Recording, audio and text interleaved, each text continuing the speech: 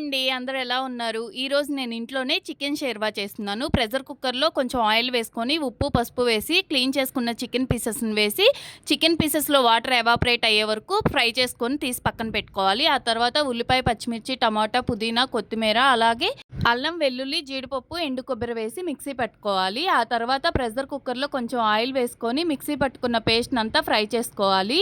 Oil separate అయ్యే వరకు fry అయిన తర్వాత ఉప్పు, కారం, పసుపు, ధనియాల పొడి అలాగే గరం మసాలా ఒక స్పూన్ వేసుకొని ఇంకొంచెం సేపు ఫ్రై చేసుకోవాలి. ఇది బాగా ఫ్రై అయిన తర్వాత ముందుగానే మనం ఫ్రై చేసి పక్కన పెట్టుకున్నాం కదా చికెన్ పీసెస్, వాటిని కూడా ఈ మిక్సీ జార్లో వేసుకోవాలి. నేను కొంచెం గ్రీన్ పీస్ కూడా వేసుకున్నాను, ఇది ఆప్షనల్ అండి.